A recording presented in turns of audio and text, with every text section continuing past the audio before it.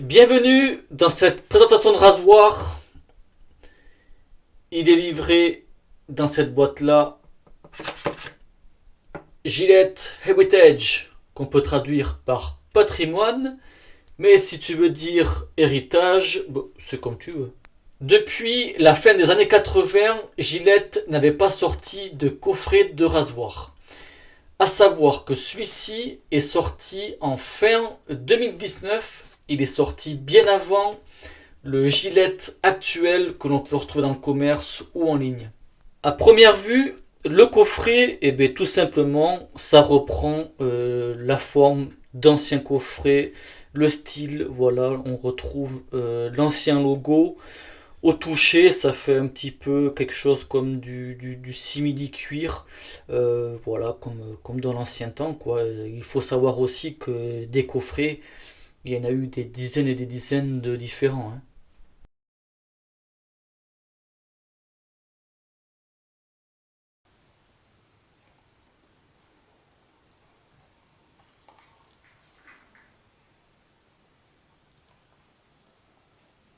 À l'intérieur, on y retrouve un petit dépliant qui explique l'utilisation du rasoir, un paquet de lames, Gillette Platinum et le rasoir démonté. Pour le manche, ça reprend une forme qui avait été créée en 1929 et commercialisée dans les années 1930. Est-ce qu'on peut parler de troisième génération? Je ne sais pas, mais je m'explique. Il faut savoir que les premiers modèles, c'était les Old Type, les seconds, New Improved, et le troisième, The New, qui en fait partie. On peut voir des coffrets The New avec ce type de manche-là. Comme on peut le voir en comparaison, c'est quasi identique.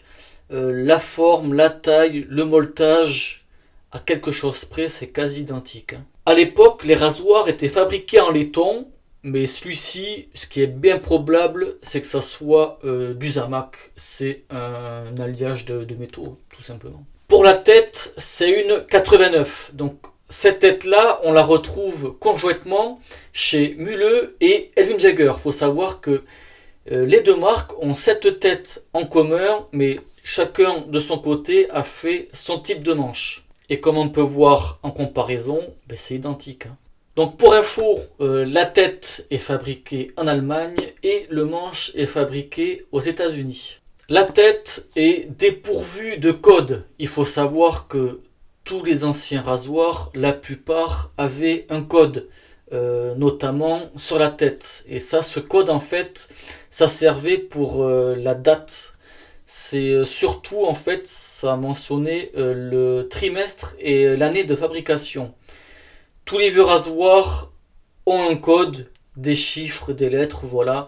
Il existe des sites, je vous mettrai des liens en description, qui répertorie tout ça et on peut savoir le trimestre et l'année de fabrication. Mais pour ce rasoir-là, il n'y a rien. Donc tout ça, bien sûr, ce sont des infos de chez Gillette. À savoir aussi qu'il n'y a aucune autre réédition qui est prévue.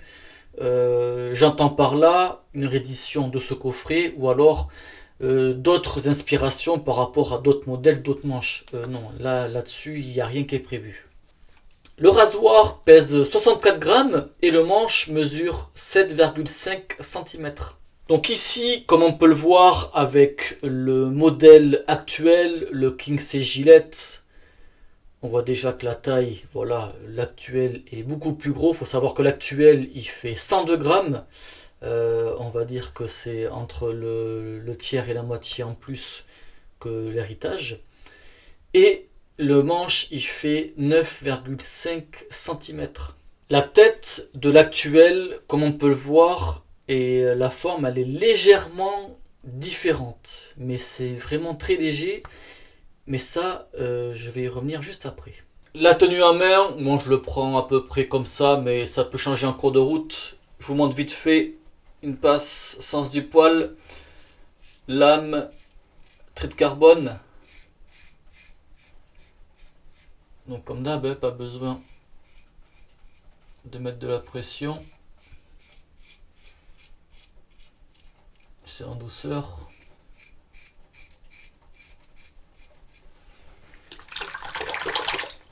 sachant que là je dois avoir une barbe de au moins 3 jours. Mais pour une première passe, très correct.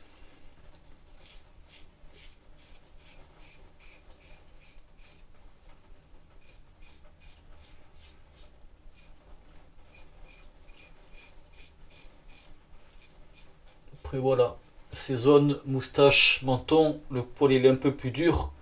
Et on sent que c'est moins efficace pour une première passe que les joues et le cou. Voilà. Voilà pour cette présentation de rasoir. Je préfère dire ça plutôt qu'une revue. Parce qu'en fait, c'est sorti fin 2019, il y a 4 ans, mais en édition limitée. Et surtout vendu aux États-Unis et Canada, notamment chez Amazon. Et comme on s'en doute, les stocks, ça a été vendu très rapidement. Ce n'est plus produit. Si tu veux en trouver, eh ben, je te souhaite bonne chance et beaucoup de courage. Moi, je suis de la chance parce que ce coffret-là m'a été offert lors de mon dernier voyage au Québec et c'est vraiment une chance d'avoir ce modèle-là parce que j'ai encore fouillé avant le voyage et tout ça et non, j'en ai pas trouvé. Mais je tenais quand même à vous présenter, voilà, pour vous dire, il y a eu ce modèle-là qui est sorti juste avant l'actuel. Et en parlant de l'actuel, donc j'ai fait mon petit comparatif des deux. Et en termes de rasage, c'est quasi pareil. Sauf que l'héritage avec son petit manche et son poids léger, c'est ça qui fait la différence. Voilà. Maintenant, au niveau des têtes, faut pas.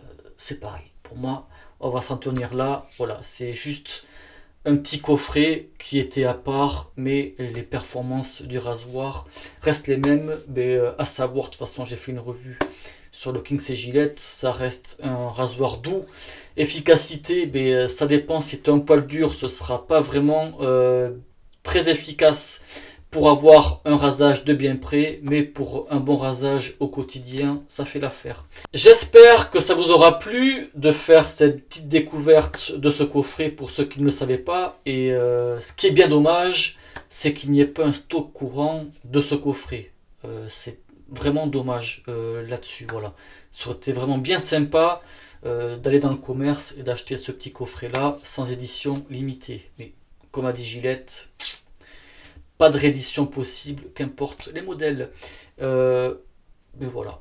Merci du visionnage et bon rasage. Ciao.